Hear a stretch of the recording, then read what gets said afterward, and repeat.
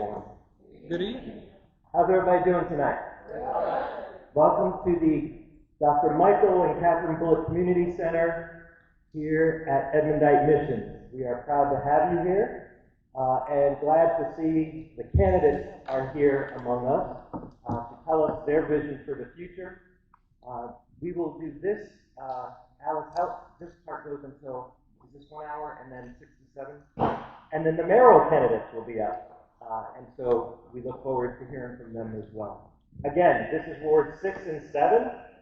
And the reason that it is 6 and 7, in case anybody wants to know, is that this is where the Edmunite Missions properties are located. So that's why we're having Ward 6 and 7, so folks that live here could walk here if need be.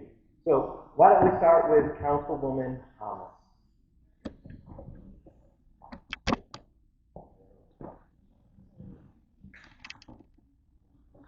Yes, you can hide your little.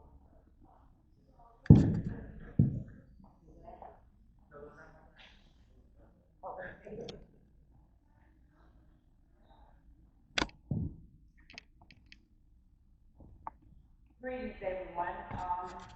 My name is Janie Thomas. I have been the representative for Ward 7 for 8 years, going into my 9th year.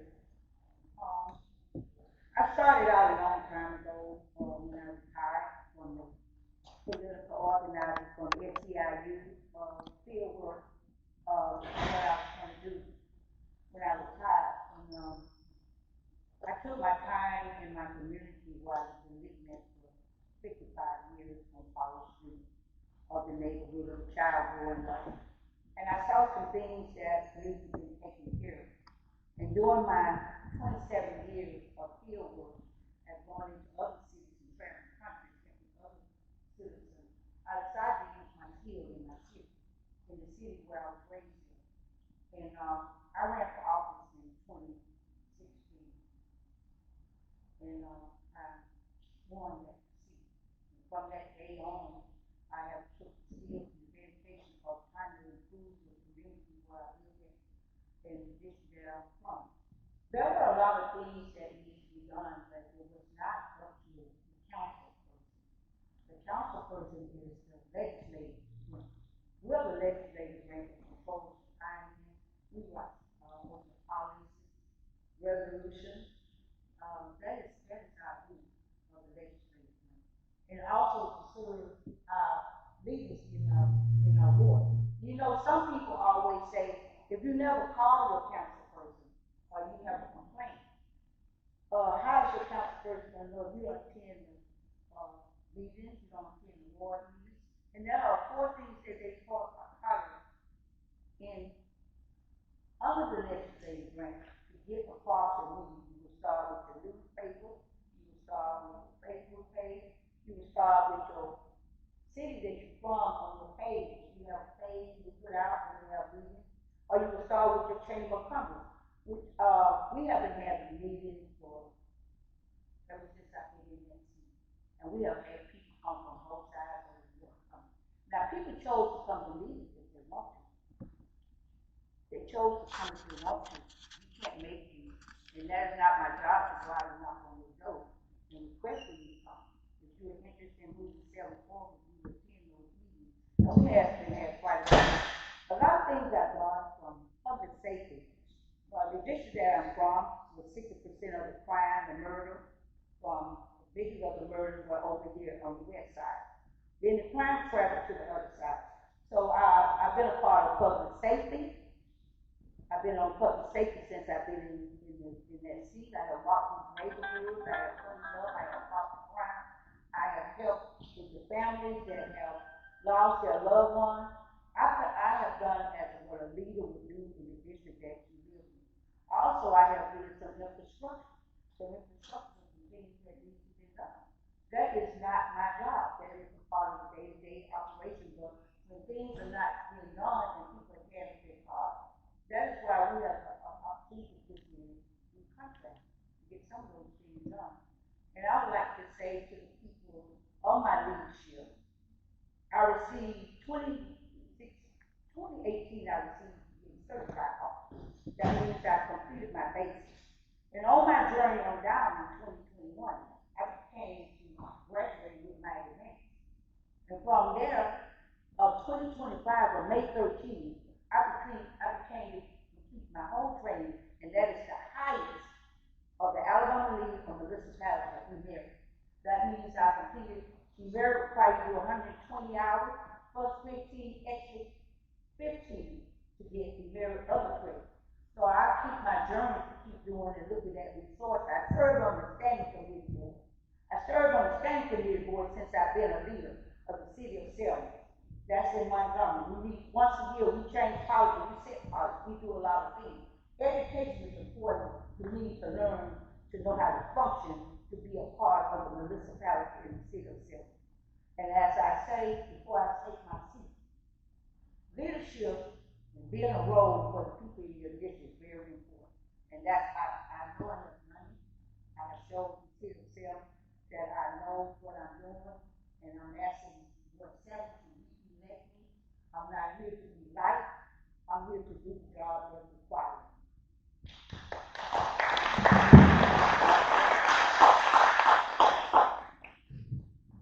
Wow, you had 20 seconds left.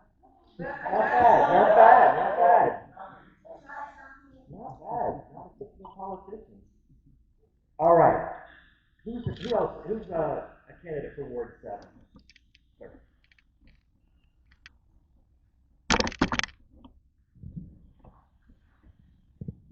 Good evening, everyone. I want to first thank the Edmunite Missions for allowing us to come and share. For those who don't know, I am Demonte Pilfor, and I am running for Ward 7 City Council. Who am I? I am a young black man who grew up in Selma, Alabama, raised in Ward 7. Um, I had the opportunity to live, which we call it the north side of Ward 7 and the south of Ward 7. So I have seen and felt both sides of the struggle. I'm running because I see the needs in our ward. Right now, Ward 7 has over 50 dilapidated houses. I want to see a change. We often say that council people don't have, that's not our responsibility. I'm here to tell you that's not true. My job as for Ward 7 is to be the voice for Ward 7. My job is to do whatever I can to work with the mayor and other city council to see what can we do to get our ward cleaned up. Right now, Ward 7 is deteriorating. We are going down. Our streets are messed up. Homes, we have drug houses all throughout Ward 7. I am a young man who sees everything, who's been watching, who's been paying attention to everything. And I don't know about you guys, but I'm tired of my neighborhood looking the way it's looking. I'm tired of the hopelessness that I feel when I'm out campaigning in Ward 7. I'm running because I want to see a change. I've joined this fight because I want to fight and speak for the people and be the voice of Ward 7. I am a husband. I am a father of 3. I am a youth pastor at my church. My passion is dealing with young people. I work in the school system. I coach at RB Hudson football and basketball. I have an opportunity to travel and participate in other groups and hosting and doing community events. I am active in music, active in different organizations that plans and also help with young people. That's who am I. I have my own mentorship program called Men of Standards. I have a traveler team that I'm over called the Selma'S. So I am always involved with young people. That is my heart. My campaign stands on 3 pillars. And its first is youth empowerment. Right now, our young people are struggling. They don't know nothing but listen to rap music and shooting one another.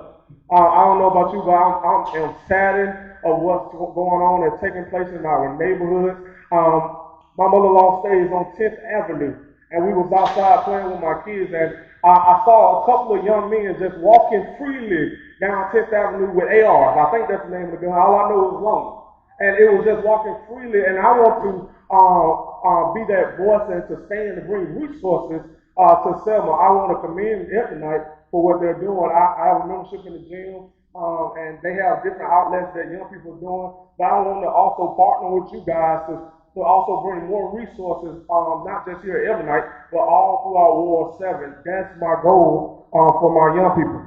Community development. I want to partner up with different organizations, especially with the mayor, to see how we can get resources to bring to Ward 7. As I said earlier, Ward 7, especially in front of us, in this area, we have over 40 dilapidated homes.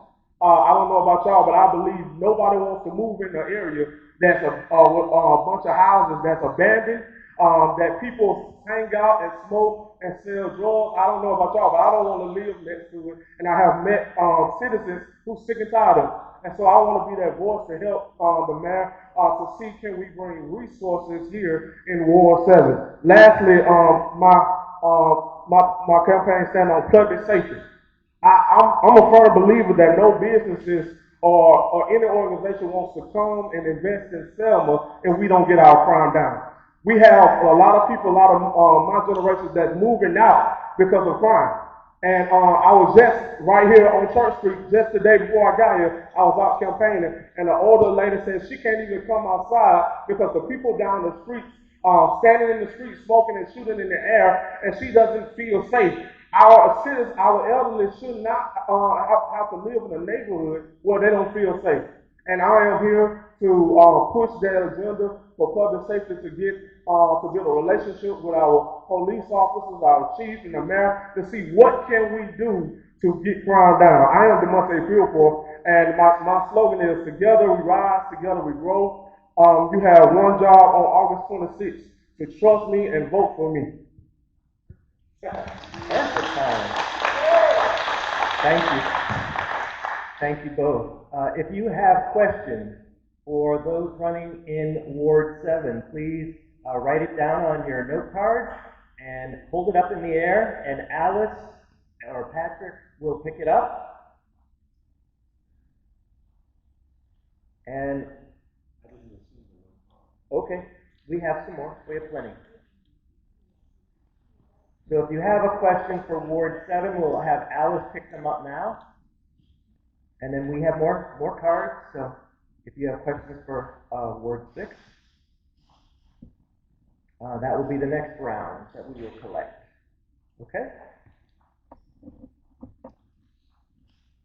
Okay, so let's go on with Ward 6.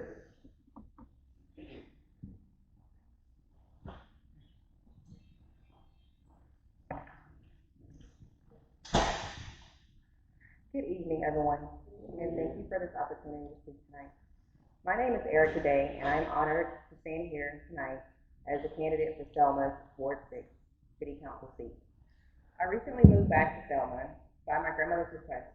Many of you may know her. She built her home right here in Ward 6 for more than 50 years ago on a teacher's salary. That house, that legacy is what brought me home to her. It reminded me that Selma has always been built on hard work, faith, and with the community. It is with those same values that I want to carry forward in service to you. For the last 15 years, I have worked in film and television production as a location or logistics manager. My job was to be the liaison between the city, the state, the residents, business owners, and major studios, as well as my crew, making sure that these complex projects came together on time and served everyone involved. I've worked my way up through every position in every department, or in my department. That means I know what it's like to solve problems on the ground, to manage multi-million-dollar budgets and unite people, as well as how to navigate government systems so projects succeed. I have built multiple businesses for myself and others over the past 10 years, including hair salons, travel companies, and most recently, a development and consulting firm. If nothing else, I love to build and grow consistently, both internally and externally. I am a lifetime learner, so much so that in my downtime, I am a student of architecture. Since I returned to Selma in 2023, I have been attending the Academy of Art University in San Francisco online, completing my bachelor's degree in architecture.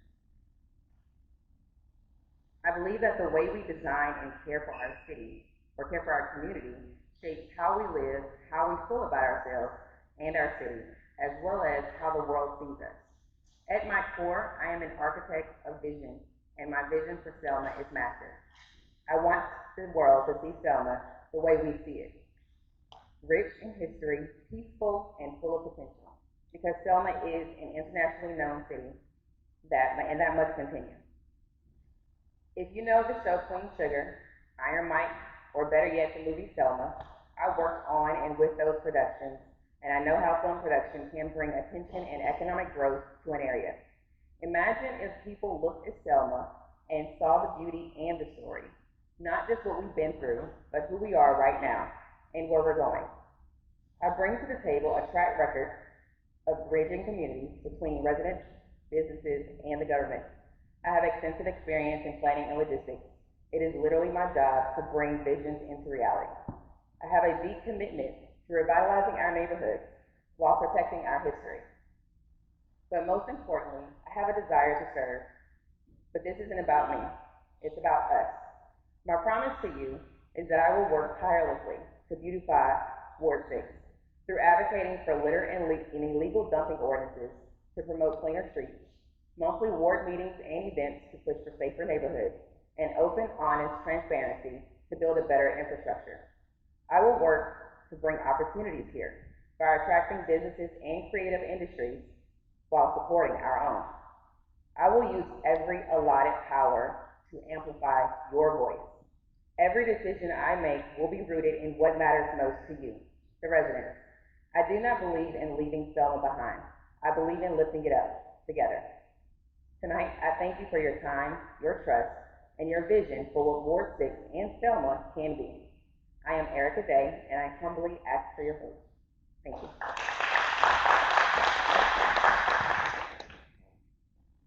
Are there any other questions for Ward 7 that need to be collected? Ward 7? You have one? Okay. Just want to make sure I get it. And then if you want for Ward 6, do you need cards for Ward 6 to write your questions to ask our new candidates, which is exciting to see. All right.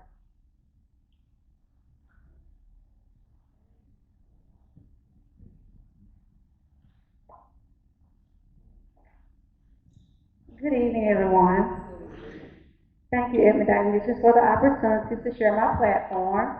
My name is Ashley Irvin. I am running for City Council, Ward 6. Basically born, raised, and still reside in Ward 6.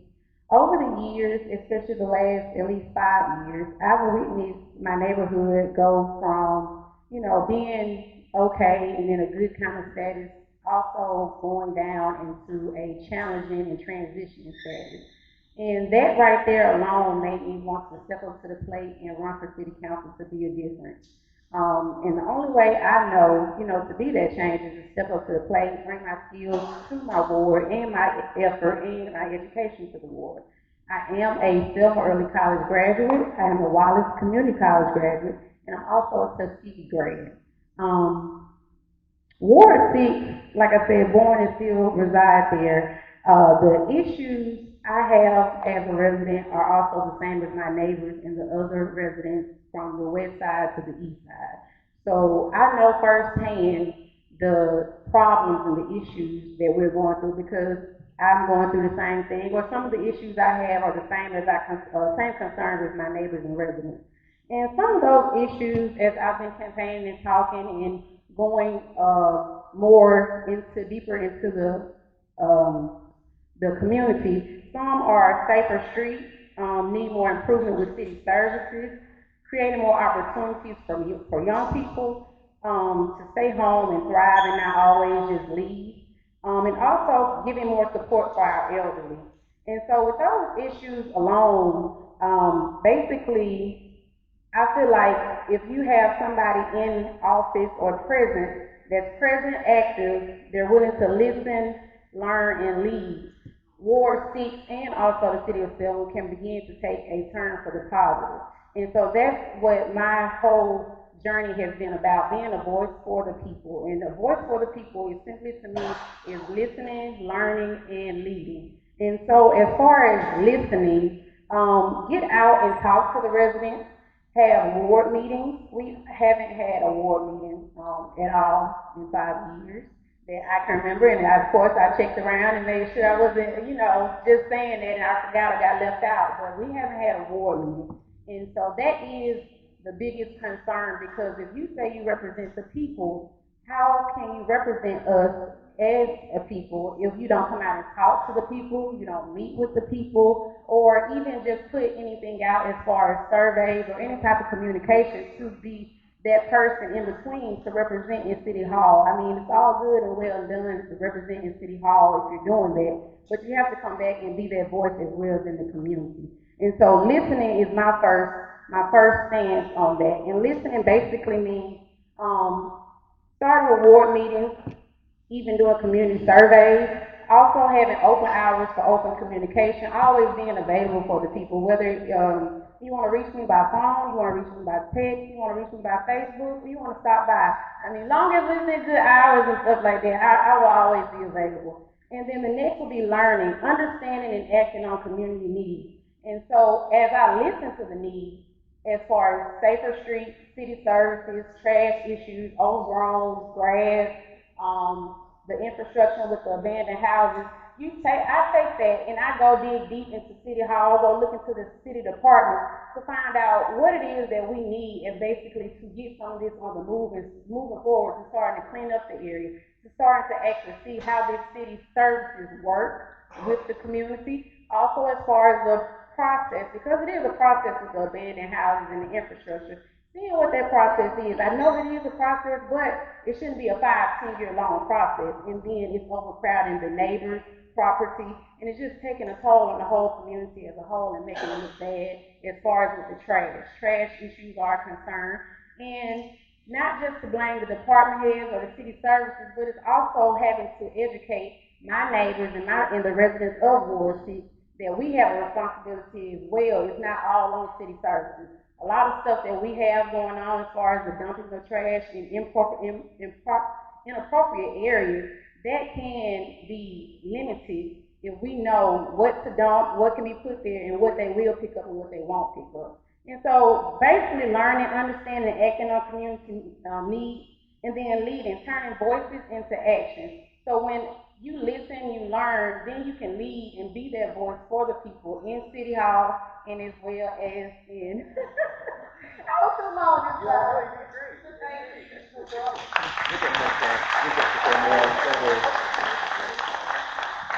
So Ward 7, anybody else have, I know we have one here, Ward 7, questions? Anybody for Ward 5 have questions? If you need a card, for Ward 5. Oh, I'm sorry, Ward 6, Ward 6. I have Ward 7, so Ward 6. If you have questions for folks in the young ladies running in Ward 6, raise your hand and someone will come around and pick those up. But we will start with Ward 7. And I had to read a couple of them, so let me do this first. So, for both candidates in Ward 7, and you'll have a minute to respond each. Very simple question. What will you do to make Ward 7 better?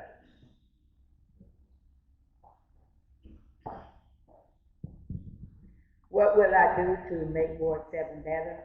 I will continue to involve myself in the community like I have been doing, working with the citizens on how we should keep our neighborhood clean.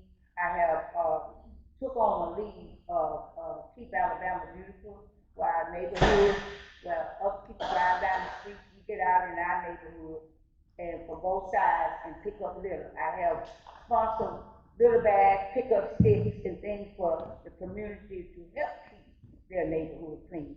And I don't feel like that, I don't know how we got here to make our city cleaner, but it never has been like that. But we have to keep educating, we have to keep working. If they see you out there every day picking up litter and having litter cleanup, all our wards have had litter cleanup. We even educate our babies in the school about litter. So this is what I've been doing for the 9 years. I took on something that's no pay of anything, and I go to all of the conventions, and I come back and I share it with my city. I also do open up to the whole entire city.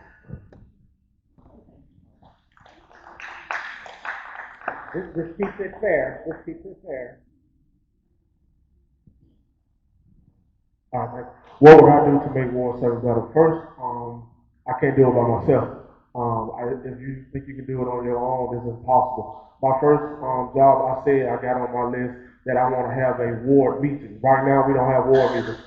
We don't know what's going on in Ward 7 or how it's getting done. But Ward 7, my first job is to have ward meetings.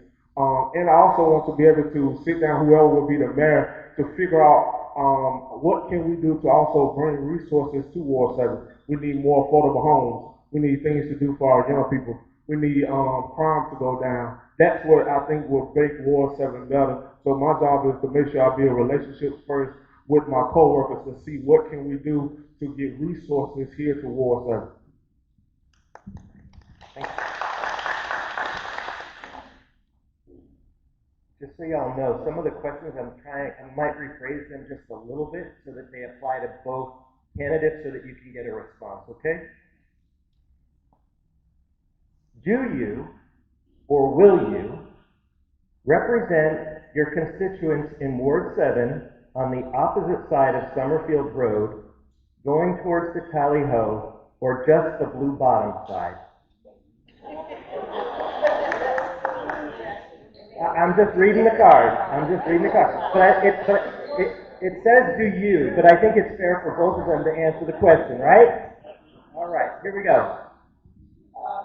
Everybody knows me. Yes, I do. I get up every morning at 6 o'clock, 6:30. I'm out riding my whole entire road. I can name every street that I can. When I leave my house in the morning, I hit this side from LL Hamilton, Duke Street, Calvin, Lauderdale. I hit the whole area to make sure I don't see no dead bodies or something going on in the neighborhood. I want to see the same people I see every day. I go from R.B. Hudson, K-Son, Cannon Lane. I hit every street over there. I cross over to Summerfield, and I hit every street from Laurel, 10th Avenue, K-Son, every street over there. I drive every street every day. Also, I get out sometimes and I see stuff littered and stuff. I call my car and I get out to do things. So I serve my Lord. All right. You remember the question? Sure. Will you represent your constituents in Ward 7 on the opposite side of Summerfield Road, going towards the Tally Ho, or just the Blue Bottom side? I believe in unity. I believe in order for Ward 7 to progress, we got to come together. That means I can't look at the bottom and not look at 10th Avenue or Tallahassee side. I can't look at Crestwood and not look at Small Street. Both sides of the ward got stuff we need to get done. As I've been campaigning and listening to both sides, there are some issues on every street, every corner. There's abandoned home on every street, every corner. So I'm going to represent all sides, all streets, every neighborhood to make sure that we get what we need in Ward 7. Thanks. All right. Let's see. All right. We've got a two-parter here. If folks have the Ward 6 cards ready, Alice, Patrick, if y'all wouldn't mind picking those up so that we can move on after we get these done. So, this is still for Ward 7. What would be your priority to enhance revenue increases, public safety, and repair infrastructure?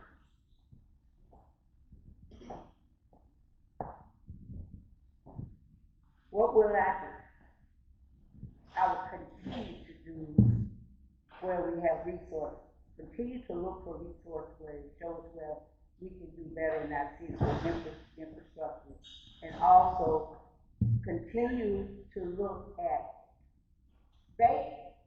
we find a lot of things that we can do for our city, but as elected officials, we don't have the opportunity to share what we get from the Alabama League of Municipalities.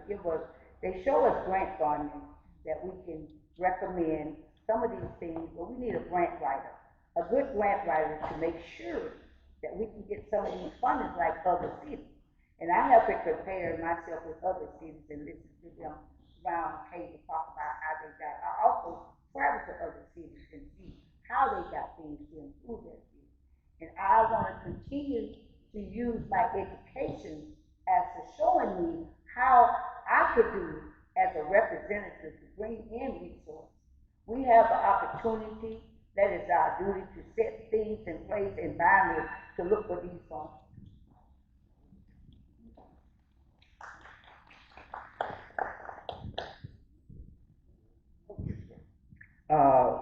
What would be your priority to enhance revenue increase, public safety, and repair infrastructure?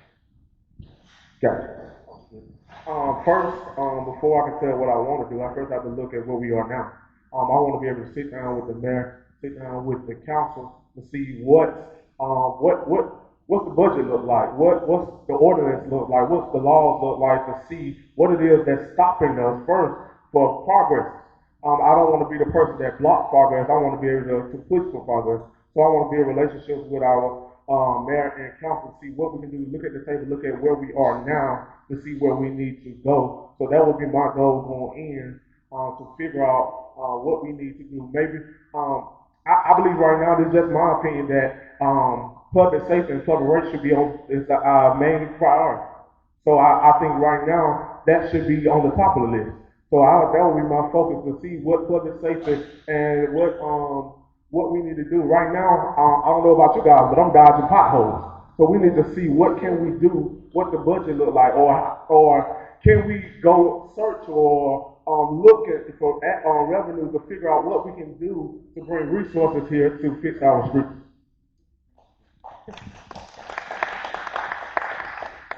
All right. So I'm gonna do 2 more questions with 7, and then we're gonna go to Ward 6.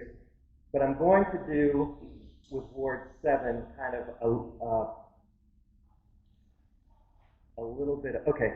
So I'm gonna read this question because it addresses, and then the last one will be the one that you'll all go, oh boy, I can't believe he asked it. But y'all put it down on the paper, so I'll let you answer it.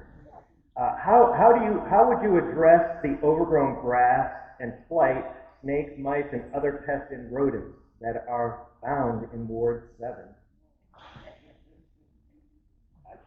And I think if I didn't read your question, I hope I tried to synthesize them a bit so that everybody's question was at least asked in some way. If not, come up and grab me, and I'll try to get to it.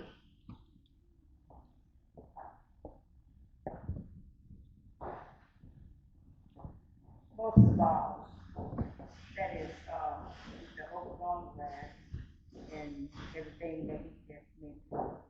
It is based on that is day-to-day operation. That is day-to-day operation with the grass overgrown on the city side, and the lots in the property is on the citizens, because the citizens are paying taxes. It is their duty to keep those properties up. And that is why it's day-to-day operation. It falls upon the mayor day-to-day. These department heads like public safety and other things like code enforcement. That is their job, to go out and ride this city and look at the areas of these individual wards that needs to be taken care of. And sometimes we have to step in ourselves. Sometimes these overgrowth in our neighborhoods affect, it brings on crime. So we have to sometimes contract people to come in and cut and clean it up to make our neighborhood safe. So we won't have all these rodents and snakes and things. Sometimes those leaders have to take care of them. Thank you. Do I need to read it again? Yeah, all right, yeah. I will. First, as a leader, as a Ward 7, it is my responsibility, because I speak for the community. Right now, we have so many elderly people that stays next to abandoned homes. So it's my job as a council person to see what I need to do, to contact those landlords, contact the mayor, to see what we can do to figure out how can we get these grass cut. Right now in the bottom, I was just down there. If you go to the end of the bottom right now, it looks like a third world country. And it has over grass that's taller than me. And I think that is ridiculous the way it looks and the way who wants to live like that. I just record just right now coming out of a lady house. I can see the trees over her house where bugs is coming. She's complaining about bugs and roaches coming over her house because of the house next door got overgrown grass and trees that's grown over. That is ridiculous for a person, an elderly person in Ward 7 to live like that. Oh, and that's just on the south. Over on the north side, where we have the same thing. It's turning, it's starting to look the same way. So as a council person, it's my job, and I'm going to fight for Ward 7 to look like a beautiful city and beautiful neighborhood. Thank you. So, Ward 6, do we have those note cards? Have they been collected? Does somebody have them for me? You haven't given me any yet, Patrick, have you? Okay. So, here's for Ward 7, last question. Like I said, I tried to encapsulate them all, but this is probably one where you all go, oh no, he did. Oh yes, I will too. There's only one question for Ward 6? Only one? Okay. So this is for Ward 7.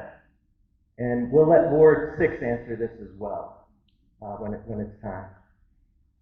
If the mayor calls for a meeting and you decide not to show up, what is a good reason for not showing up to a council meeting called by the mayor? Oh yes, I did. Y'all wrote it. So just trying to get it out there.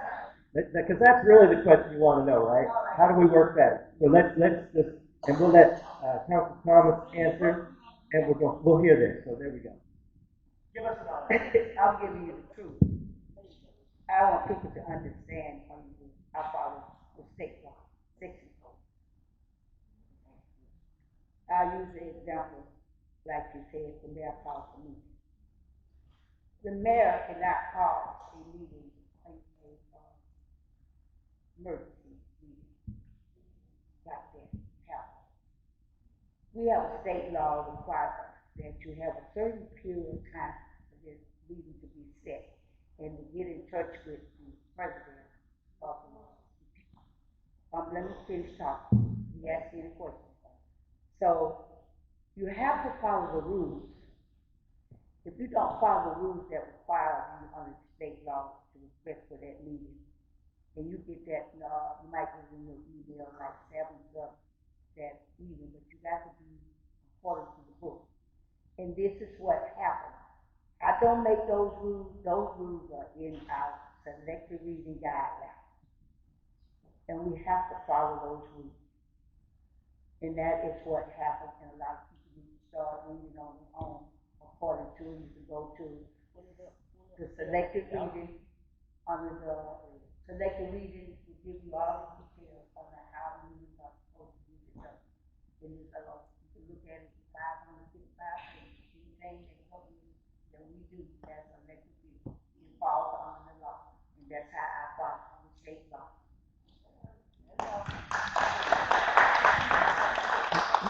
And just one thing. The reason I asked, I did ask, and you can answer me, come on. I didn't do it as a gotcha question. I did it because so many of us do want to know the answer to these things. And the better educated we are, the better off we'll be, because we do live here together, and it's better for us to know the facts rather than to make them up ourselves. But I'll get to you. You can ask your question as soon as we're done with this, okay?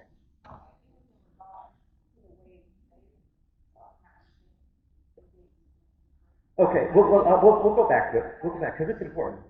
Go ahead. Well, first of all, I don't know if there's two separate laws or two. Somebody can correct me later, but I looked it up as well because I wanted to know just like y'all want to know. And technically, say he can't. And first of all, as a ward person, as a council person, it shows that I care for my ward to show up at a meeting as an emergency. Man, when you look at the agenda, people got to get paid. They got families, they got homes, they got mouths to feed. And the least we can do is to show up at a meeting instead of, I'm going to say it, since the question asked, I'm going to say it. I found it very disrespectful to our community to not show up because of how we feel about a certain person. I found it robbery.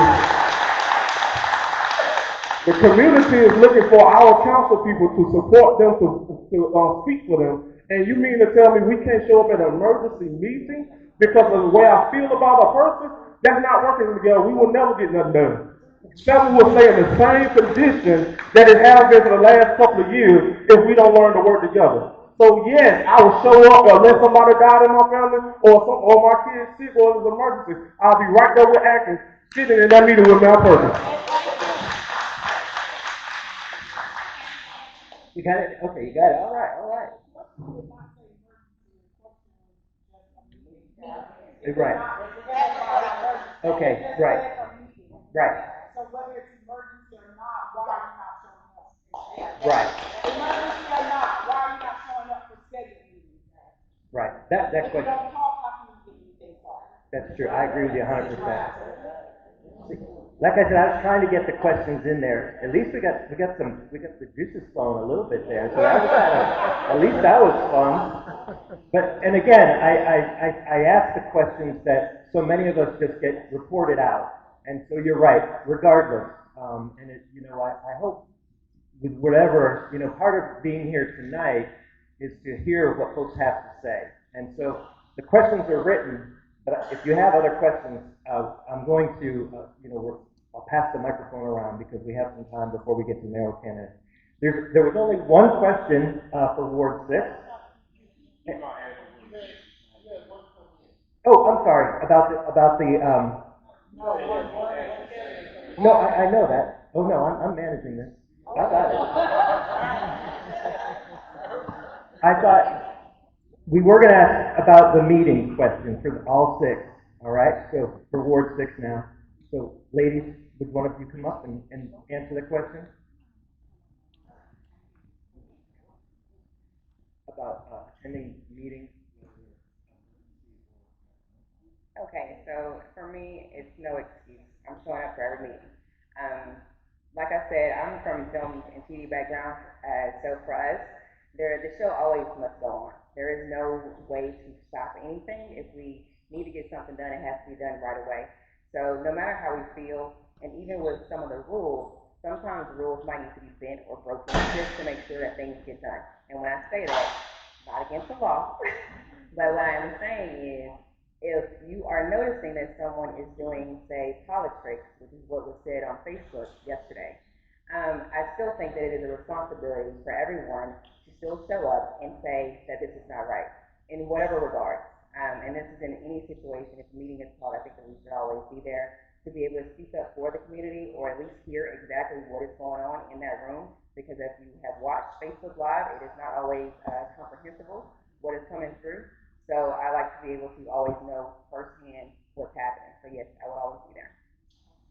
And before you sit down, then you come right up. It's the same question for all. We'll do for the 3 of you. Do you live in Ward 6? And if so, what street? I'm on the corner of Baldwin and Marie Foster. Been there for 50 years. Well, 50 years. I was like, wow. All right.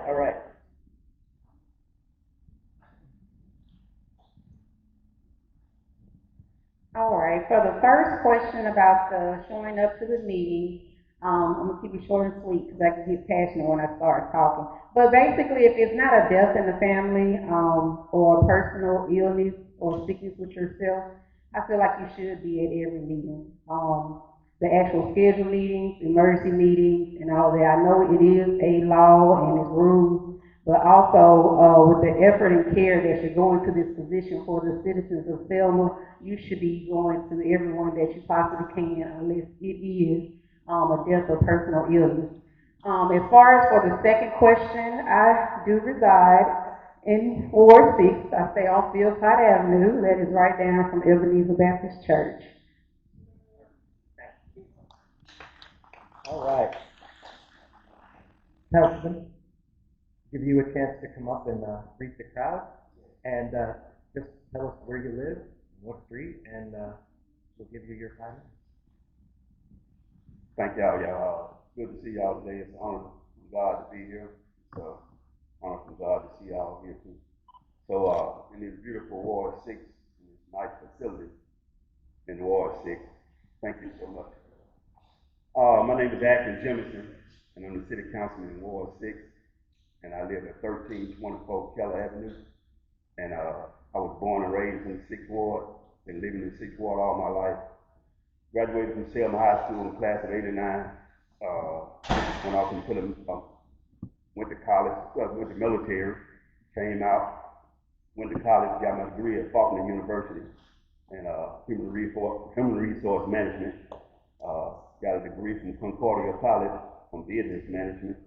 So, and also just circulating around here in the streets and everything, I thought about it and I said, myself, what am I doing to help my community?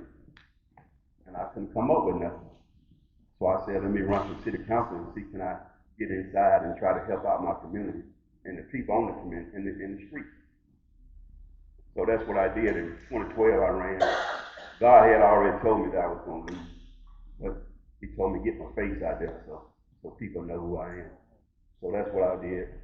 When 2016 came, I evaluated everything and looked around and saw stuff. I said, okay, 2020 I'll be ready. So I jumped out in 2020 and I was ready.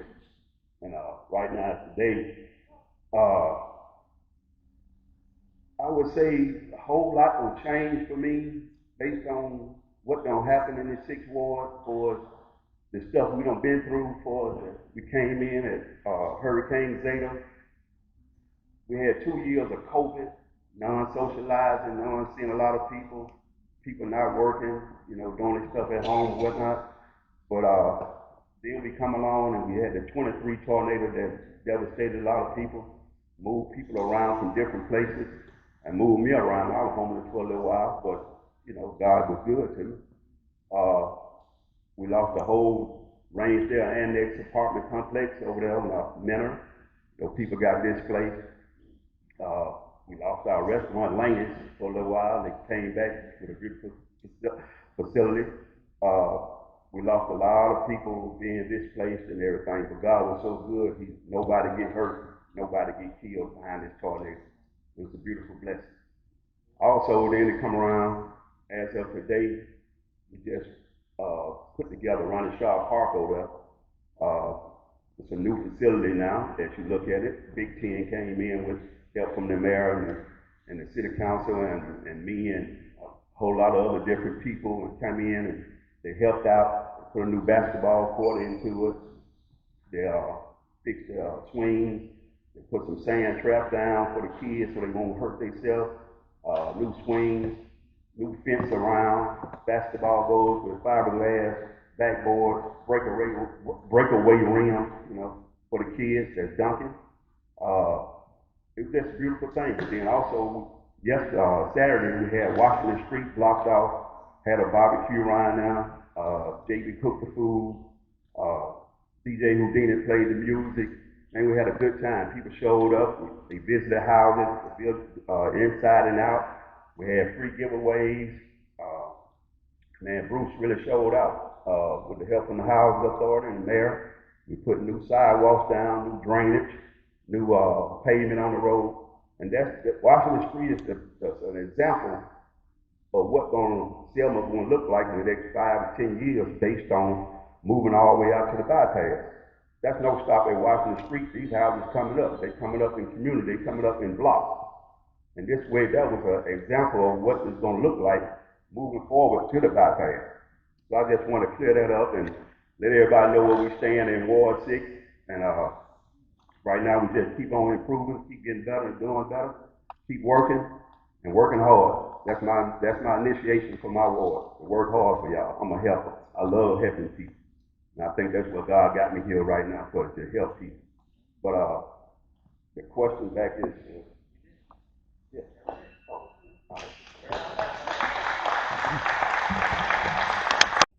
was going to say something positive. Don't want to bash anyone, but I'm seeking to be your next Ward 6 candidate for your ward to represent your ward with city government. But I want to leave a little something with you. I feel that this election is so important until it's so much at stake. Y'all forgive me, I'm talking like this, I had to leave my teeth at the beginning. But I'm telling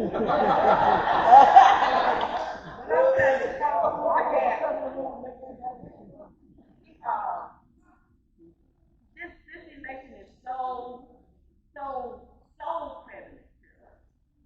If we mess around and go for the wrong people, we're gonna be messed up, y'all.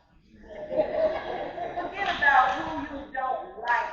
Forget about I can't get along. You can get along. You can get along. It's down to that. It's down to that right now. If I don't know your business, you don't know my business.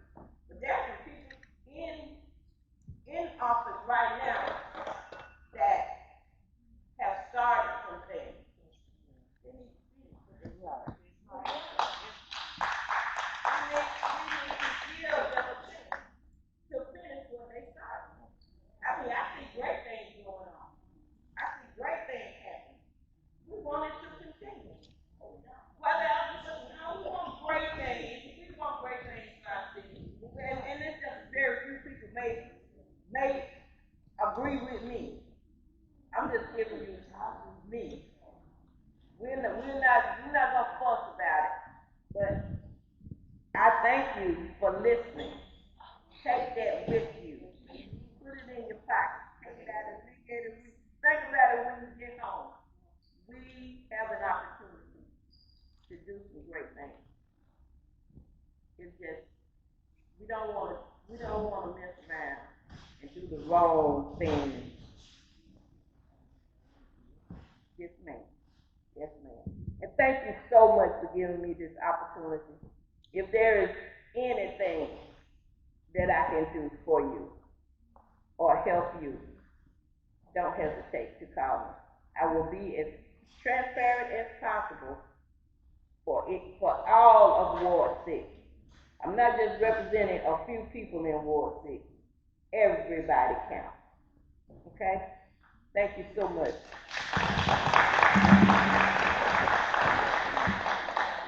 Well, to our candidates in Ward 6 and 7, thank you. Want you to know that whomever is elected, you are more than welcome to use this facility to host your community meetings. As you can tell, folks care. And this is really an amazing night for us, I think. So thank you all for being here. We wish you well. We wish all of you well, and we ask the Lord to bless your endeavors and your candidacy, and that whoever wins recommits themselves and commits themselves to this city, this beautiful city of ours, Selma. So congratulations for getting this far, for getting the signatures that you needed, the spirit that you're bringing out there. Selma is alive and well, 6 and 7 alive and well, and the Edmunite Missions is here to serve alongside you in whatever way we can. So thank you all. God bless you. And we will now bring our mayoral candidates up, and we will get moving into that right away. I always like to be last. Good evening, everyone. Well, I guess this is a good place to start. Everything that everyone else will say this evening, everything that everybody else will say, are things, the things that they want to do, are things that I've already done. All the mistakes that they will make when starting over, I've already made it. All the fights that need to be fought, I've already fought them. All the relationships that need to be developed, I already have them. All the successes that they want to make, I've already made them in public safety, public works, community development, government operations. Just as an example, in economic development and downtown revitalization, the Alabama Avenue Streetscape project is already funded, and the planning for that is underway. The Voting Rights Interpretive Center is already funded, the planning is done, It is currently being developed. Selma's never had 80 municipal blocks paved at one time. That's already been done. We're about to line the streets. And we have applied for an additional $8 million to pave streets from Old Orville Road all the way back to the bypass. We've already received $4 million thanks to Congresswoman Sewell, the relationship we have there, for the resilience and tourism multiplex. This is a public-private partnership that will include a conference center to support 1,500 people, office spaces for the water board and the city, and a hotel. This is a great public-private partnership. The funding for the planning, the architecture and the planning is in place. The project has started. $2.1 million in renovation for the amphitheater, the Evans Building, the East End Pond Project, the Dinkins Pool, the Ronnie Shaw Park, Jordan Track Field, already done. Riverbank stabilization, the first phase is already completed. We've also been successful in getting $9 million match requirements removed. The Corps of Engineers is working with us to get that done, already done. $15 million in water and sewer authority work, new well being developed so we can have fresh water for another 40 years. EPA standards being met, $2 million in sewer repairs, $2.3 million in drainage repairs. There will always be work to be done. If you focus on the things that still has to be done and you don't pay attention to the things that have been done, you will always be frustrated. We've had $40 million invested by private company, European company, to put the middle mile of fiber in place so that we can have high-speed internet to all of our homes, buildings in the community. This will then provide competition for the existing providers, lower the rate for our citizens, $4.7 million in rehab, 191 homes. NACA is committed to building 100 homes, 10% of that's already done on Water Avenue. The relationships on both sides of the aisle in Washington are already complete, already in place. That's needed in Montgomery with ADM, ADECA, ALDOT, and ALEA. In the regional office in Alabama, Tongue Beach Regional Planning Office, Delta Regional Authority, County Government, Sheriff's Office, Housing Authority. All of these relationships are already in place. The only broken relationship between the office of mayor and any entity that we work with right now is with the city council, and I look forward to the question.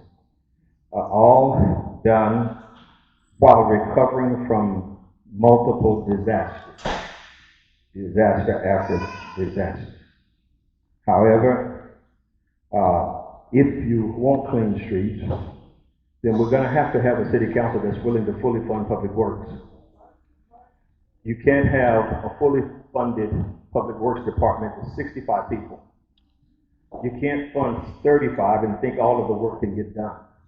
The mayor does not control the funding. These are things that must be done, and it has to be done in collaboration with your governing body.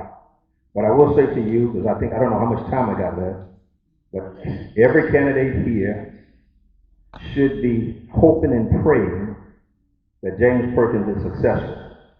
Because my success is going to pave the way for their success. I am experienced. I've made progress, results.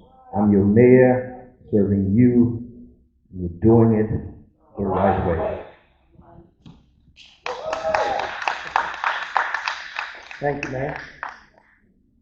If you drive a gray Optima, you got it? Okay. Never mind.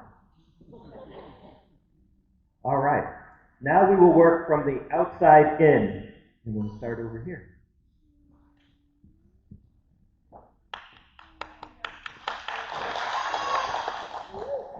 Good evening, everyone. I am Tamika Sykes, and I'm running for mayor of our historic city of Selma. I actually was raised in my high school years right over here off of Church Street. But I was born here in Selma. I am a single mother of two. I am a strong woman of faith. I have a lot of faith. I am a former praise and worship leader of over 14 years, where I've lifted up so many citizens throughout this city. I like to start off by saying my experience. I started from the bottom and I worked my way up. And I say that because I've been in public service for over 24 years. I started off at Walmart as a cashier, and I worked my way all the way through the Walmart Supercenter. I started working for the city of Selma as the clerk at Public Works Department. I worked for the city of Selma for over 10 years. As the clerk, a lot of the calls that came in, whether it was a pothole that needed to be filled, whether it was a sewer that was backed up, or whether it was tree cuttings or grass cuttings, you spoke directly to me. I was the clerk that submitted those work requests and made sure that the work was done. From there, I worked for the Selma City Council, all 9 of the council members, by myself for over 9 years. There, the transition was smooth because I'd already done the work at Public Works Department as the clerk. So whenever your work request, basically I was the liaison between the council people and their constituents. Now, I currently work for the district attorney's office. I am the office manager. I am the restitution officer, and I am also one of the victim service officers for Dallas County. I've been in all of those roles for over 6 years, still assisting all of the citizens of Selma throughout the city. I have 6 priorities, and the first priority is effective leadership and governance. And that right now deals with the current gap between the mayor's office and the city council office. As the former administrative assistant to the Selma City Council, I know that I will be able to build a bridge between the mayor's office and the city council office, because as the administrative assistant, I had to learn how to establish a working relationship with each council person individually. And that is the same mindset that I would have going into the mayor's office. My second priority is public safety. The city of Selma crime rate is very high. Working in the district attorney's office, I see this on a daily basis, and because of my role as working I was the head office manager over the entire circuit of district attorney offices for 4 years. Dallas County, Bill County, Wilcox, Perry, and Hill counties. Being in that position allowed me to establish a working relationship with all of your law enforcement officers throughout that circuit. Therefore, my plan is to sit down with those law enforcement officers, your sheriffs, your police chiefs, Aaliyah, state trooper. Those are the ones that I already have direct connections with, and come up with a strategic plan to minimize this crime here in Selma. Once we come up with a plan, my other priorities are economic development, infrastructure, all of that, bringing in new businesses, bringing in retail stores, bringing in sit-down restaurants. None of that can be done, in my opinion, until we minimize this crime here in Selma. Selma citizens, I just want to say to you, you need leadership that is relatable to your common people. I've seen Selma through so many different lenses, and I understand the challenges that are going on in Selma now. I'm asking for your vote. I'm asking for your support for someone who is compassionate and is ready to lead. Every role that I've held has prepared me for this position. Again, my name is Selma'S. Vote for me on August 26th for a new vision, a new direction, with less talk and more action. Thank you. Thank you. Mr. Moss. Good evening. First of all, I'd like to thank Ted and the Edmunite Missions for their continued support of the citizens of Selma. They're doing an outstanding job. We want to thank them for hosting this event. My name is Johnny Skip Moss III, and I'm running for mayor of Selma because I believe our city can be safer, cleaner, stronger when we work together. I was born and raised right here in Selma, graduated from Selma High School, the infamous class of 1990. Went on to Tuskegee University where I obtained my bachelor's of science in finance from Tuskegee University, and I went on to work and obtained my MBA from Troy University while working full-time as a teacher here in Selma. I've served as a teacher. I currently serve as the president of the Selma City School Board and as director of marketing and college relations at Wallace Community College, Selma. And I've seen the best of Selma, but I've also seen the challenges we face every day. My platform centers on three priorities. The first priority is unified leadership. We cannot unify Selma, or we cannot move forward if the council or the mayor's office or city department don't work together. The citizens deserve a city that thrives, not on division. And so we want to work together with the council. We want to bring in the council, sit down and collaborate, team building, and decide how we move forward with a unified vision. Not just the mayor's vision, not just the council's vision, but let's sit down and create a strategic plan to move the city forward in a unified manner. I would also attend and hold regular work sessions with the council, neighborhood meetings. We heard a young lady talk about ward meetings. I want to go hand in hand with each council representative to their wards to ask questions, to find out what the wards need, to walk the wards, to see what the needs and the priorities for each ward. And then we come back and we develop a plan, a strategic plan to how we're going to attack and ensure that all of the wards are being served equitable across our city. We also want to have a city hall that's accessible and responsive, a solutions-based department, solutions-based administration. Not that we're just creating problems, but we're fixing problems before they happen. We want to be a boots on the ground so we know what our citizens need and we know what our city needs as well.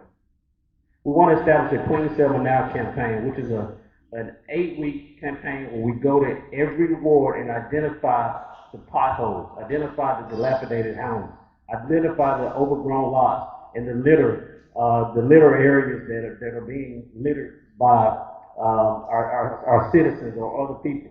And when we do that, we come back and we develop a plan, and then we know that each ward, we know all of the data from each ward, how many dilapidated houses they have, how many overgrown lots, and we develop a plan with our public works department to go back and address those issues.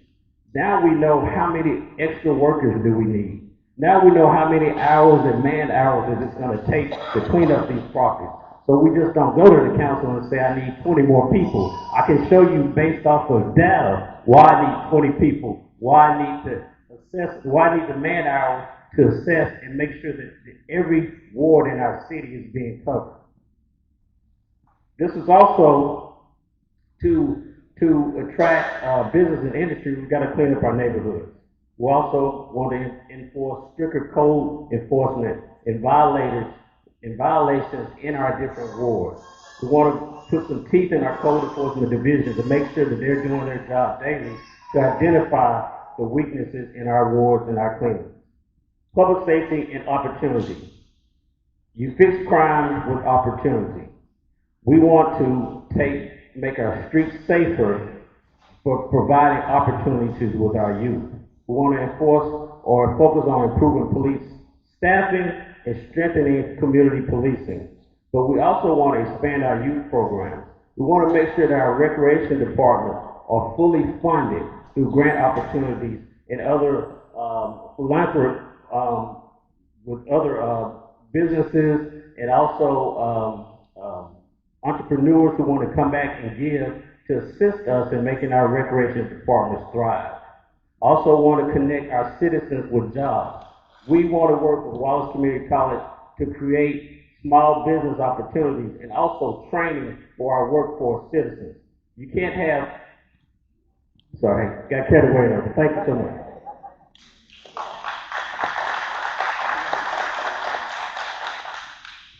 The timer works, doesn't it?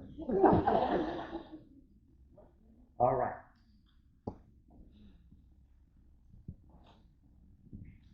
Good evening. I'm Renita Wade.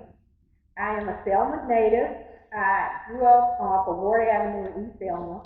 And I tell everyone I'm the fifth generation from that neighborhood on that same land. My grandmother was actually born there on that land in 1920. So I am Selma. I graduated from Selma High School, went on to the University of Alabama, Roll Tide for you all that are Tide fans. And I graduated, and I had my MBA. I majored in accounting, by the way. I have an MBA from Stanford University. I worked approximately 10 years with the city of Atlanta. You know, in my capacity, I served as financial manager. In that financial manager, I managed a $100 million grant. That grant was used to fund the redevelopment of Atlanta for 1993 special, I won't say Special Olympics, but the 1993 Olympics. I handled that $100 million funding. I also worked as cash investment manager, budget analyst, budget manager. I received several promotions in the process. I managed $80 million for the public works budget. What drives me to run for Selma mayor is that I believe that I can build upon what has already been established and make a change in a new direction. Not try to obliterate what has been done. Recognize that it has happened. Great things have happened in Selma. Selma is not all that bad, y'all. It's not. And all these mayors before me have not all been doing a bad job. So I commend them. But I also think that I have the leadership ability, the knowledge to take it in another direction into the future. So I would like that opportunity. The first thing, my first two priorities is public work and public safety. I understand that public safety is important, is key. The reality is we cannot control crime. We can do things to curtail crime. We can create an atmosphere where there's community engagement with the communities, that people feel safe, that they can call the police and know that they're going to be okay. That the police, if they're calling about a crime, they're not going to pull up at their house, right? You don't want somebody at your house after you call because you witnessed a crime. But to foster a great relationship between the community and the police, and make sure that the police have all the equipment, everything that they need to be successful. That's important. I'll tell you, just from my experience of working 10 years with the city of Atlanta, the need for officers are going to always be a shortage. It's always going to be a shortage. There's always going to be a need for a salary increase because you cannot pay people enough to put their life on the line. That's just the reality of it. But we can work to make sure that our officers are happy in their jobs, excited about coming to work, because as an employer, we've treated them fairly and we've given them everything that they need. That's important. We need to make sure that they're safe while they're out making sure that we're safe. And for public safety, I work with an $80 million budget, so I understand what it takes to do street cuts, what it takes to do, what's the cost, how to evaluate the cost in terms of budgeting, what it takes to have the number of employees, to do grass cutting season. A lot of things start with conversation and understanding what the needs of the department heads is. And sometimes the budget doesn't permit, but how do you work around it? To understand that what cost savings are. Sometimes when you can't fill a position, you have cost savings. And in that cost savings, you can bring that back to the council and say, hey, we need to move some money around because of equipment costs or to contract services. I believe in public-private relationships and public-public relationships. I believe that we can work with Dallas County, we can work with other agencies, we can also do contract work, that there's no excuse that we should have our city going short of anything, because if we contract that out when we don't have enough staffing, then we can still move forward. So those are the two top things that are important to me. I also believe that when citizens call, they ought to be able to get someone on the phone. That is so important. How many times you call and you can't get anywhere, or you call your council person, you put in a ticket, and your council person says, well, I put in a ticket, but I haven't heard anything. And so I think that follow-up is important. Working as the city treasurer, I know for a fact that we have software there that can track any request for change, whether it's grass cutting, any kind of issue, there's assistance. So I would ask that you allow me that opportunity to be your mayor of Selma. Vote or need away, August 26th. Thank you.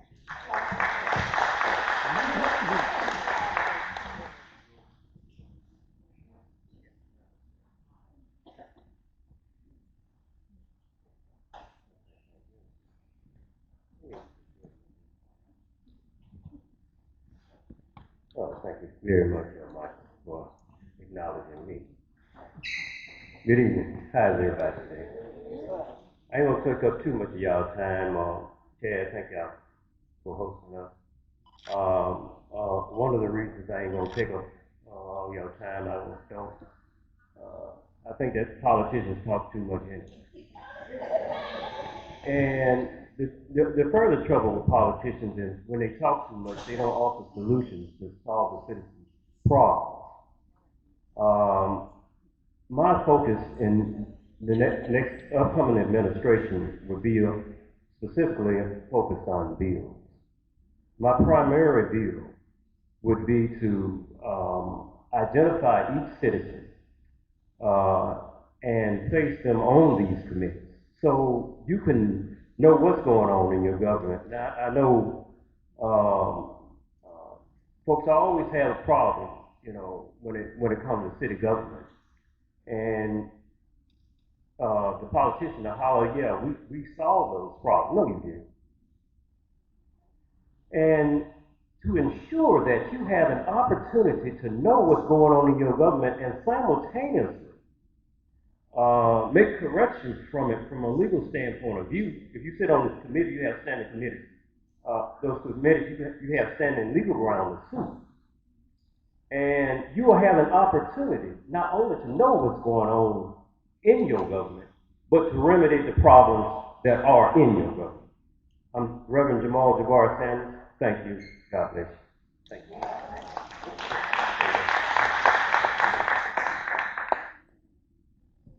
Hi, everybody. I'm Michael Jackson. No, I don't sing, y'all. Let me tell you a little about myself. I went to Center College up in Kentucky.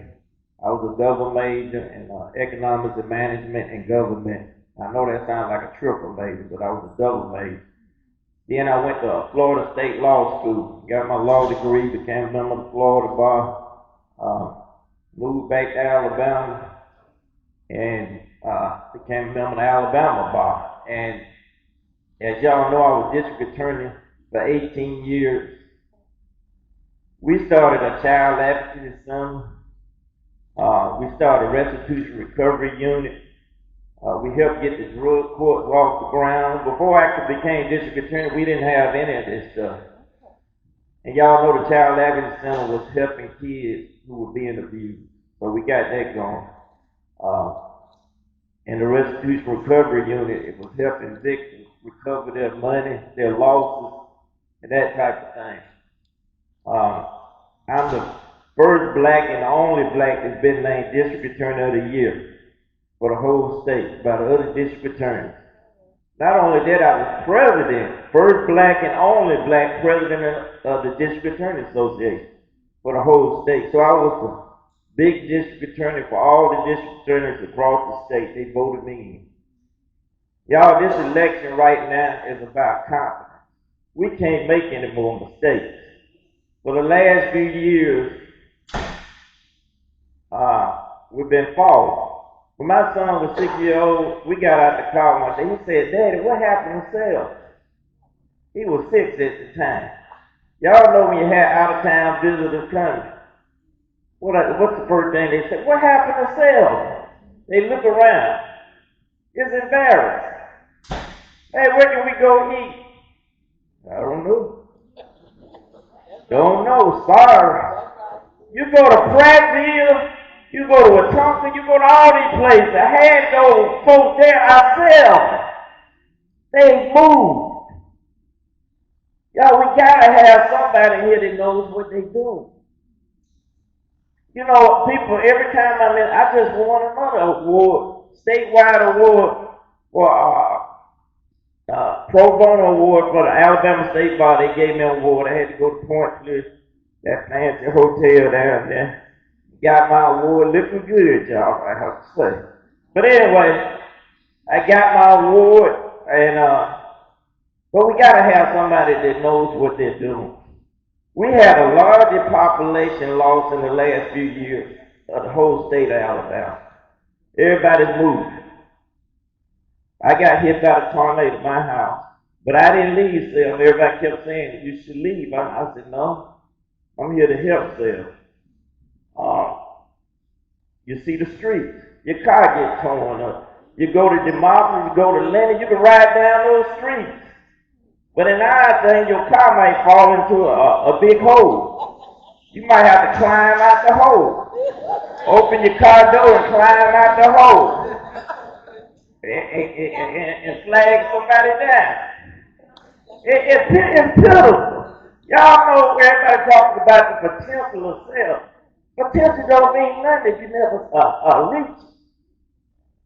We have good people here. We have smart people. We're at the bottom of the school system thing.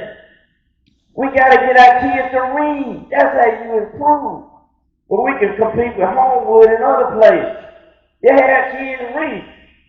Well, my son over there, he always complain, boy, you gonna read tonight. That ain't homework, I know it ain't, but you gonna read. That's what you do. And we need somebody with courage, y'all. We celebrating the 60th year of the Voting Rights Act. I'm the one that prosecuted that state trooper that killed Jimmy Lee Jackson. Nearly 50 years later, I got attacked by some people online. Some citizen group telling me that the man 80, don't do that. You gotta have somebody with courage. We got serious problems here. Y'all need to vote for somebody that can tackle it. It ain't a shame.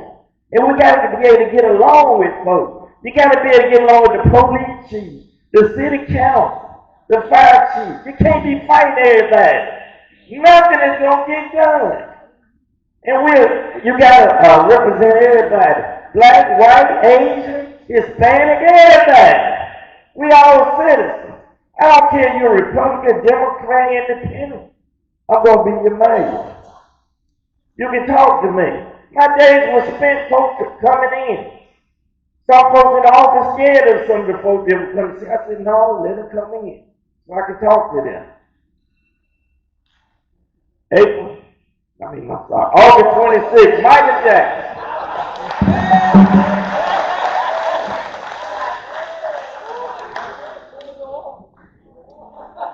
I think you only left one thing out, Attorney Jackson.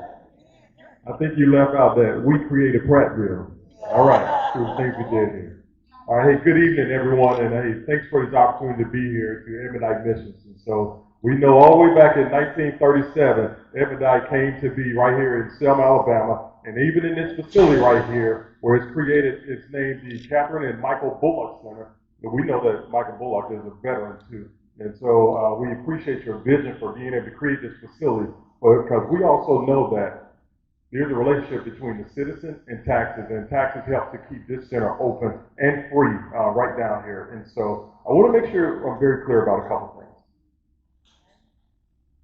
Oh, I'll tell you. Okay, yes ma'am, I got you.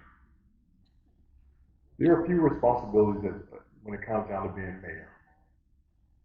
Do we really know what's at stake right now? I think you hit on it, that we at a critical crossroads. Everybody knows I served in the Army. Everybody knows my name's Aaron Roper. So I'm going to skip that portion. We know that when it comes down to generals are very clear when it comes down to their commanders and their first sergeants. We know what to do. When it comes down to mayors have to do the same thing with citizens, so that way we know what our responsibility is. And so ultimately, we have to set the conditions. The same way the conditions were set right here in this facility, we need to be able to set the conditions out here in the street. I'm very clear about it. We've already paid for these safe streets. We've already paid for the safe neighborhoods. We've already paid for that. The one thing that we have not been able to get is good and consistent leadership all the way across. And that's why I'm running to make sure that I'm able to deliver from block to block, family to family, leadership. I was born, raised, and I graduated right here in Selma, Alabama. Served over 20 years in the U.S. Army. Lived in 7 states. I've also lived in 4 overseas countries. I have a bachelor's in management, and I also have an MBA in human resources. I've served in many leadership positions, whether it's Army First Sergeant, where I learned logistics and distribution, managed a $70 million budget, over 300 troops, all across 3 different countries at one time. I've also been an operations manager for a top 5 company in all of the United States. As an operations manager, we're behind the wheel, making it go, making sure that your packages got exactly to you right on time.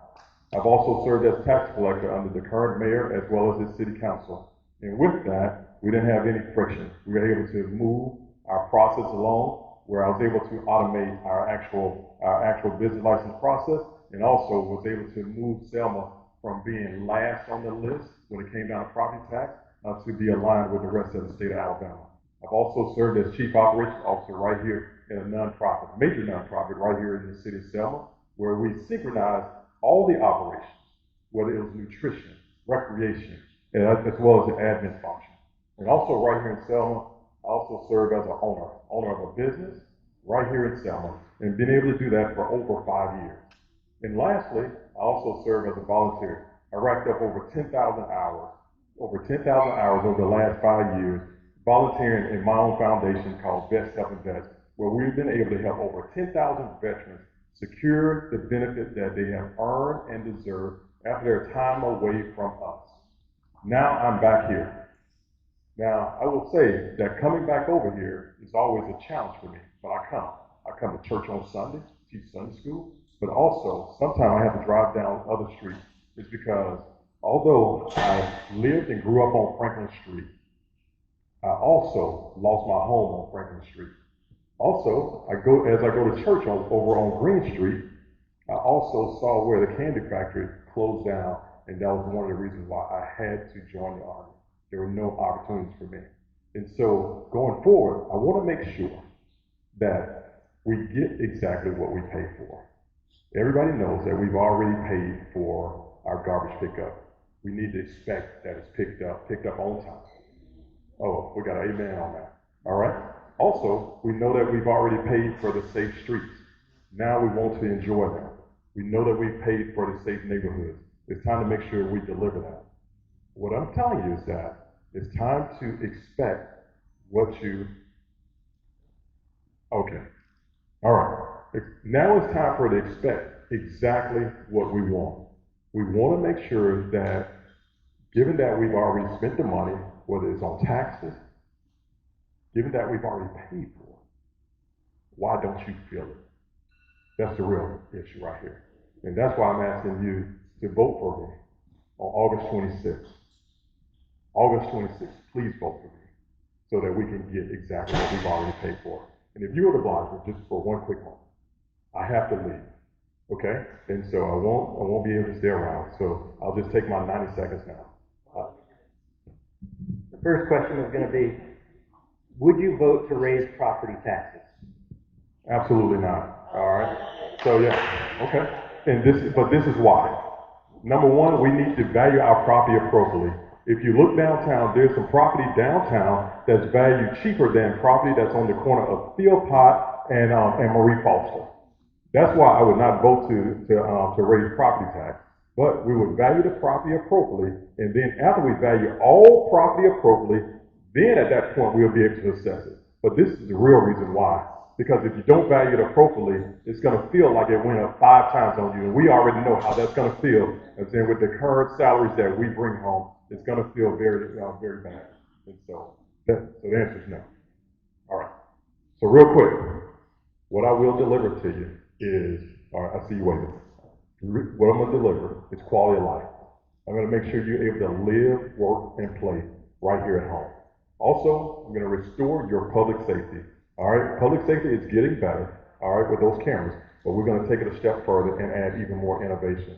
But also, I expect you to hold me directly accountable for fiscal responsibility and transparency. And I expect you to come down to City Hall with your little black card and say, hey, Aaron Roper, over there at Edmunite Missions, you said you was gonna deliver it and you're not delivering it. And I'm gonna welcome you in there through the open door policy and say, this is what we're doing, this is what we're doing now. You will absolutely get not one excuse, because if I have to give you excuse, as you already know, we're gonna tell you exactly when we're gonna be able to deliver that service. Hey, thank you, and thanks to everybody. With the grant writing in the attorney's office, where I managed over $500,000 worth of federal grants. I definitely would be more focused on generating revenue, and I have several ideas on how I would generate that revenue. Thank you.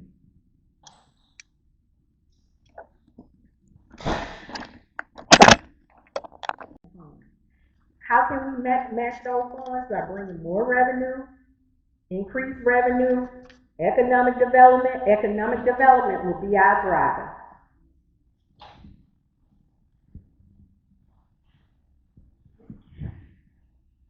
Well, first off, the mayor does not vote. That's the first thing. The second thing is, I want Selma to think about this. Our property tax millage rate is 27 million.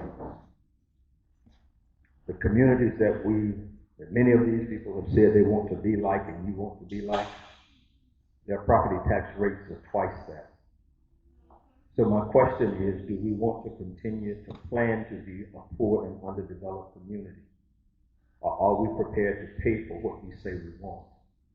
That's an issue that the public needs to decide, not the mayor. What I am an advocate of is giving the citizens an opportunity to vote, to decide whether or not you would desire to grow our community as other communities are grown, or do you choose to stay where we are? The previous tax collector who left, I wish he was still here, because he indicated that he had done a great job in managing the tax and license office, and he had maximized the monies that were out there for the city to receive. He did. Went further than that, and so what we're talking about doing to optimize revenue collection, that's been done. Right now in the city of Selma, our current revenue status is 9% greater than where we are projected to be this time this year. And so we're not in a poor condition, but we do need to think about how we intend to grow our community in the future.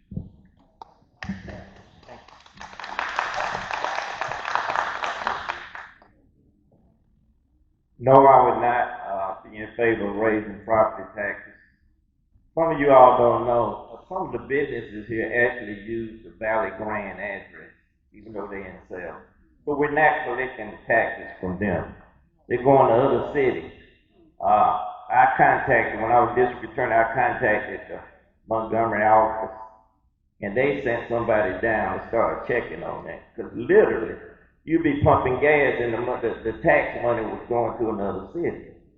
And so, why would we raise, I pose this question, why would we raise property taxes when the properties are not going up in value here? That makes no sense.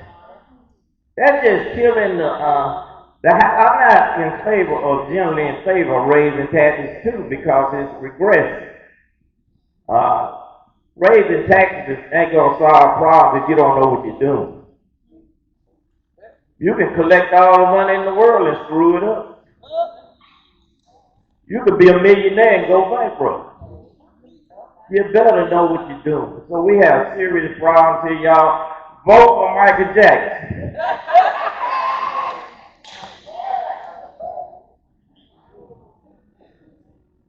I absolutely will not raise taxes. As a matter of fact, I'm gonna give y'all a refund if you got property tax. And I'm gonna tell you something else. These folks sit up here and pretend like we have a funding issue. They tell them lies. They've been collecting taxes for over 200 years and ain't put a doorknob on City Hall. What needs to be the focus here is, that we need to take our books and look at how much money we got and how much money we can give back, not how much money we can take. Thank you.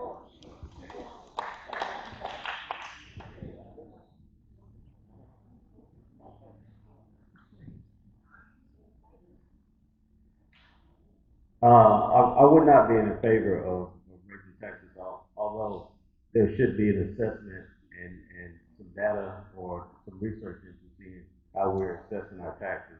Also, we need to find other methods of collecting fees and generating revenue through blight fees, through finding owners who have dilapidated properties, making sure we're taxing and collecting fees in that regard, tourism fees, as well as vendor fees. We also need to do a deep dive in our financial responsibility, see if we can share some resources in city government, combine some services, combine some departments, and kind of cut the fat. The last July audit or finance report revealed that the city is operating with $19,000 rainy day fund. That fund needs to be increased to at least a 3 to 5% over the next 4 or 5 years. And so we've got to just do some homework and get together and decide how we're going to address our finances so that we can reduce some of our excessive spending and combine some resources to save some money.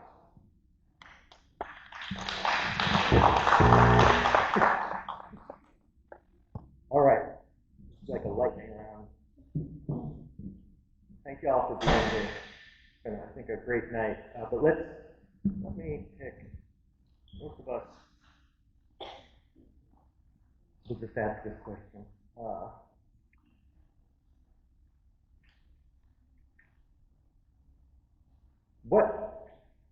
What would you do, or will you do, to actually help create a better relationship between the mayor's office and city council? Let's start back this way. Again, we'll start with a 90-day retreat and reset.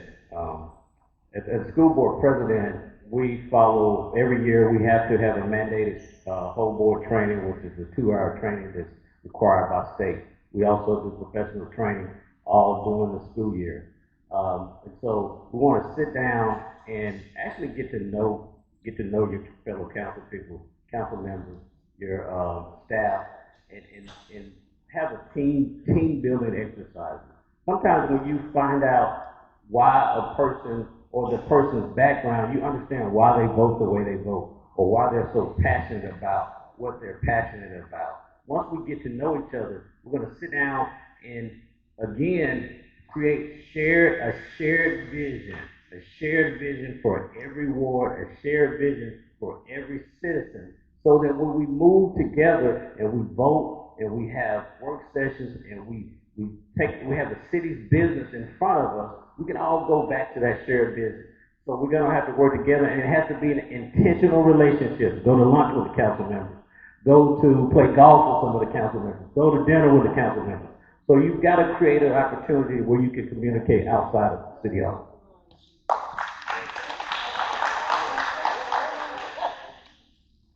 Well, it isn't my focus, nor is it legal as an individual with official legal capacity to even associate myself with any council law.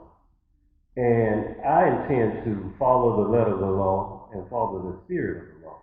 And I think one of the council persons actually indicated, that there is, in fact, a law that you got to follow, statutory. Isn't that right, Councilman Thomas? And that's the case with anybody who ascends to the office of mayor, and I intend to follow the law.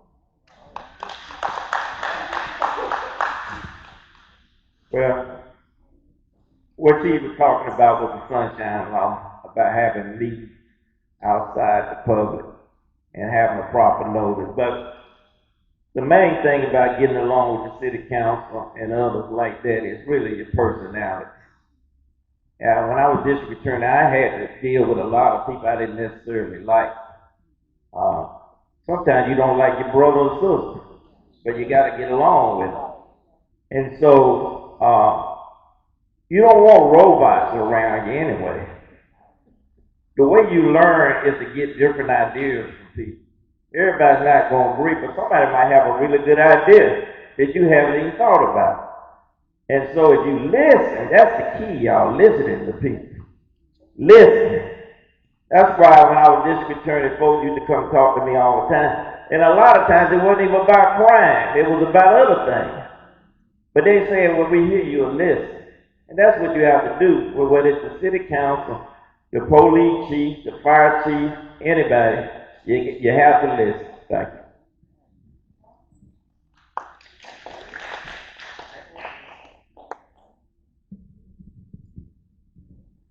I've been waiting for this one.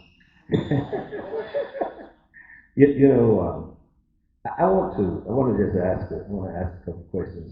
Before I do that, I want to mention this. A retreat was open, not once, but twice. Once before we took the oath of office, and then after we took the oath of office. The council rejected the idea of a retreat. I want to also ask you this. I want to suggest this, that the problem that we see is not a division between the mayor and the council. I want you to look at the council itself.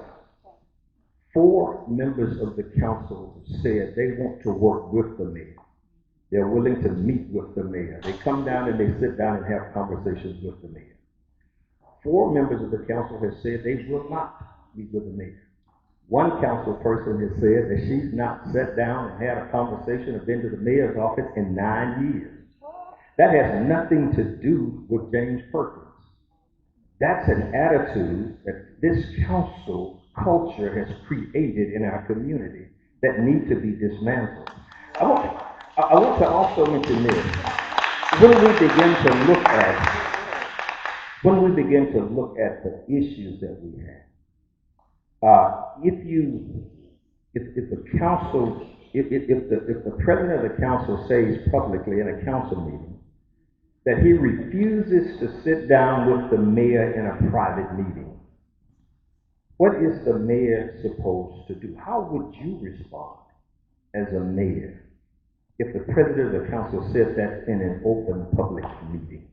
So I ask you to really take a close look at where the division and the break really is. And again, if James Perkins can work with Republicans and Democrats in Washington, with the governor's cabinet all the way through her cabinet, with the regional office, Delta Regional Authority, the Tom Bigby Regional Planning Commission, and every agency and organization within the city of Selma without conflict, and there's a break in the council and the mayor is not there, look at the body and see what's really happening here.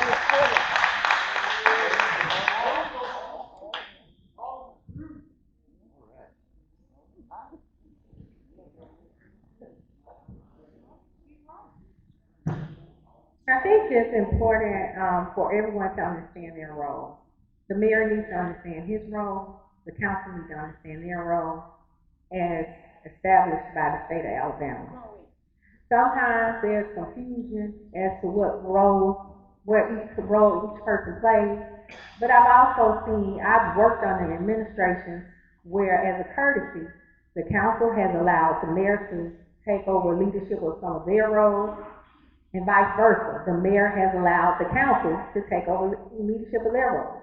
But once you understand what your position is and what those rules are, you can move forward. You're not going to always agree. Everybody has this unrealistic expectation that everybody's supposed to be always on one accord. Sometimes arguments are good. They evoke change and they make you think differently. So the first thing I would do is make sure that I understand my role. And the second thing is to get out of my feelings. It's not always about me.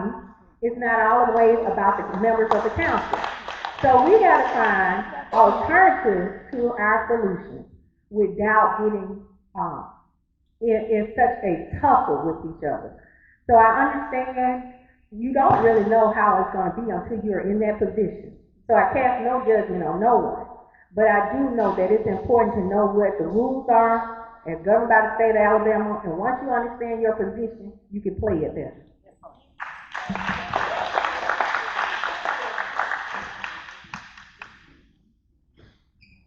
Okay, as I said before, I would establish a individual working relationship with each council person because I work for the council, and each council person should have a vision for their ward. I would think that they have a vision for their ward as my administration would have for the city. And I would sit down with them and collaborate with them to move their wards forward. As mayor, whatever is being done in Ward 1, I would make sure it's being done in all of the wards. My opinion is that leadership needs to lead by example. Not only are the citizens watching, but the youth are also watching. So as leaders, it's okay to agree to disagree. We can have our disagreements behind closed doors, but when we come into the public's eye, we will always be on one accord. We cannot tell our youth not to retaliate and not to do this and that when leadership can't get along. So as I said before, I will establish a working relationship, as I did for 9 years, through 3 different administrations of council members. I understand that you have to push aside personal agendas and personal feelings for the benefit and the betterment of the city. All right. Well, we planned this from 5 to 7. It is 7 o'clock. What I want to tell you is tonight was not to answer every question that you have of the candidates. It was to whet your appetite in the next 21 days that if you have questions, you should ask. You've met the folks, you know the folks. Now it's your opportunity to go home, think about it, and either send an email, write, call. You know they're going to be everywhere. So tonight was not about answering every question, but it was nice to see folks together and harmonious and politely disagree, have different visions for the future, but a vision. And that's what we have to decide is, which one do we want? And that's for each one of us to vote and decide how and what we envision for the vision for the future of Selma. Before we close, I just would like to thank Patrick, the director here at Bulluck. Victor, I think, went home already. And Miss Alice, if you would come up and give us a closing prayer, please. One of the questions on here, which I wish I had gotten to, but it said, the United States wasn't ready for a female president. Do you think Selma's ready for a female mayor? So, that was one of the questions. That was one of the questions. So I thought that was a great question. But thank you all so much for coming out tonight. But let us take a moment, just a moment, to pray for our city, for our country, and for those running for office, that they be led by the spirit of grace, gratitude, humility, and above all, gratitude. Stand, please.